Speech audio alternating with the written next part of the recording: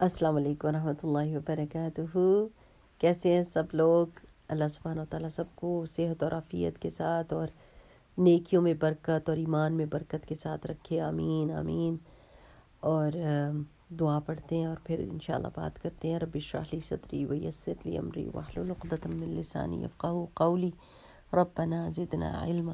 دعا پڑھتے نہیں بلکہ دعا مانگتے ہیں کہ الفاظ کا صحیح استعمال نہ ہو تو واقعی پڑھنا تو یہ ایسا ہوتا ہے کہ اس میں فیلنگز نہ شامل بھی ہوں تو کوئی بات نہیں، لیکن مانگنے میں تو فیلنگز شامل ہونی ہی ہوتی ہیں کہ اگر آپ واقعی مانگنے میں سچے ہیں تو پھر آپ دل سے مانگیں گے کہ اللہ تعالیٰ واقعی میری زبان کی گرہ کھول دے اور میرے دل کو اس چیز کا یقین دلا دے کہ میرے دل میں جو بات جمی ہوئی ہوگی اور جو جس کی کنوکشن ہوگی وہی بات میں دوسرے کو یقین اور اعتماد کے ساتھ بتا سکوں گی.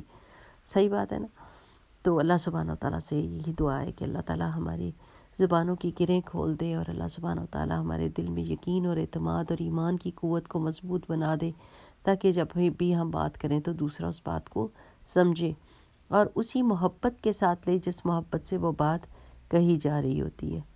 ٹھیک. اچھا جی، آج میں سوچ رہی تھی کہ میں آپ کو یہ بتاؤں کہ دیکھیں بہت ساری نیکیاں جو ہوتی ہیں نا ان میں ایک تو یہ خوف ہوتا ہے کہ کوئی گناہ ہمارا کوئی گناہ اس کو ختم نہ کر دے، جیسے حسد نیکیوں کو کھا جاتی ہے، یا کچھ نیکیاں جو ہوتی ہیں وہ ریسٹرکٹیڈ ہوتی ہیں، وہ آپ ٹائم سے کر سکتے ہیں، جیسے نماز وقت پہ ادا کرنی ہوتی ہے.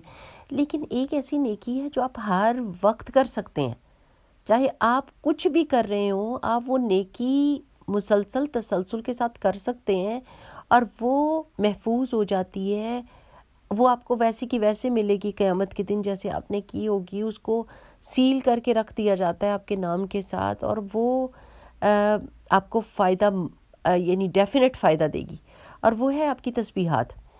آپ گاڑی چلا رہی ہیں، آپ برتن دھو رہی ہیں، آپ کپڑے دھو رہی ہیں، آپ کچھ لکھ رہی ہیں، کچھ چیز واچ کر رہی ہیں، کچھ بھی کسی بھی وقت میں آپ اپنی زبان سے تسبیحات کر سکتی ہیں.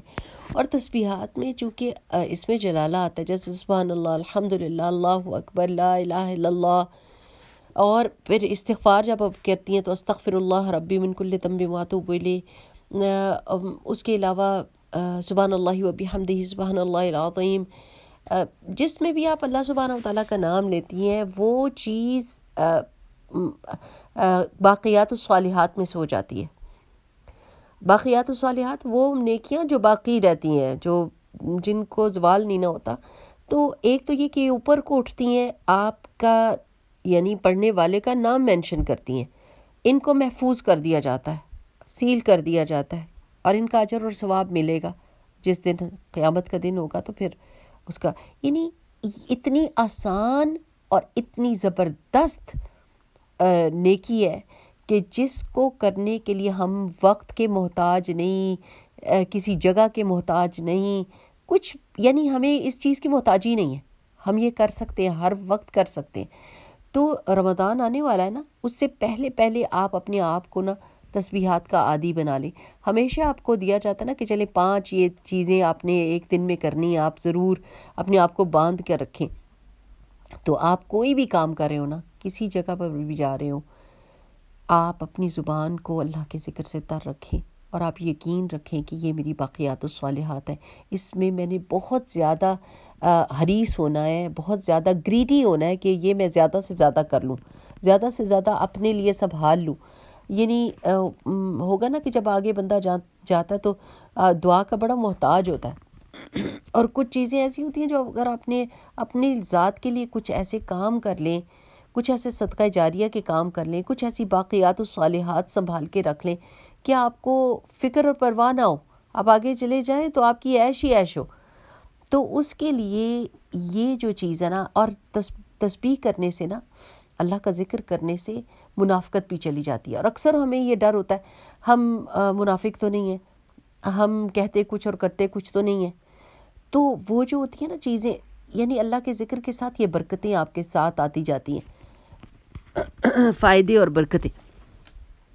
تو فرائض تو آپ نے کرنے ہی کرنے ہیں، یعنی نمازیں تو آپ نے پڑھنی ہیں، لیکن اس کے علاوہ اپنے آپ کو عادی بنا لیں کہ میں نے کوئی بھی وقت اپنا ضائع نہیں کرنا، یہ لمحات میں نے انویسٹ کرنے اپنی آخرت کے لیے، اور ایسی چیز میں انویسٹ کرنے ہیں جس کو کوئی زوال نہیں ہے، جو باقی رہنے والی نیکی ہیں.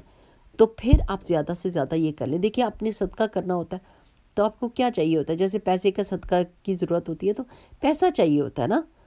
تو لیکن آپ جیسے صحابہ آئے تھے رسول اللہ صلی اللہ علیہ وسلم کے پاس، اور غریب صحابہ تھے، تو انہوں نے کہا تھا یا رسول اللہ صلی اللہ علیہ وسلم نمازیں تو امیر بھی ہمارے جیسی پڑھتے ہیں، حج روزہ سب کا ہم وہی ویسے ہی کرتے ہیں جیسے ہم کرتے ہیں، لیکن پیسہ زیادہ ہونے کی وجہ سے وہ زیادہ صدقات کر لیتے ہیں اور ہمارے سے آگے نکل جاتے ہیں. تو رسول اللہ صلی اللہ علیہ وسلم نے ان کو یہ بتایا تھا کہ کیا میں تمہیں ایسی چیز نہ بتاؤں کہ تم آگے نکل جاؤ. تو انہوں نے کہا تھا جی. تو رسول اللہ صلی اللہ علیہ وسلم نے فرمایا تھا کہ اپنی نماز کے بعد جو ہے سبحان اللہ الحمدللہ اللہ اکبر یہ پڑھو 33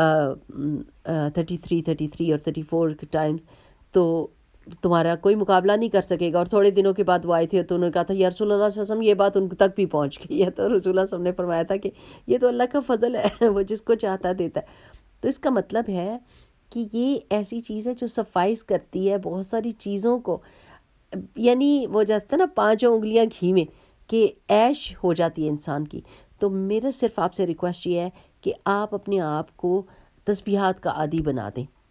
نمازوں کے علاوہ آپ کوئی بھی کام کر رہے ہو تو آپ اس وقت تسبیح کریں اللہ سبحانہ و تعالیٰ کی، اور بانٹ لیں تسبیحات. اور اگر آپ کوئی بھی کر رہے ہوں گے نا، آپ کی ابھی 100 پوری نہیں ہوئی دوسری اور آپ کو دوسری یاد آ گئی، تو آپ نے یہ نہیں کہنا ہائے پتہ نہیں وہ 100 ہوئی ہیں کہ نہیں ہوئے. جو بھی آپ کو یاد آ رہی ہے آپ پڑھتے جائیں، اور آپ یہ سوچیں کہ آپ کی انویسٹمنٹ ہو رہی ہے اور یہ آپ کا جو منافع ہے اور جو اصل ہے یہ سب سیف ہو رہا ہے. چلیں انشاءاللہ تعالیٰ یہ کوشش کرتے ہیں کہ اب ہم موسٹ آف دا ٹائم ہم تسبیحات کریں گے. اس سے پھر تھوڑی سی خاموشی کی بھی عادت ہوئے گی اور گناہوں سے بھی انسان بچتا ہے اگر تسبیح کی عادت ہو جائے تو. ٹھیک ہے، جزاکم اللہ خیر، بارک اللہ فیکم، سبحانک اللہم و بحمدک، نشہد ان لا الہ الا انت، نستغفرک و نتوب الیک. السلام علیکم و رحمۃ اللہ وبرکاتہ.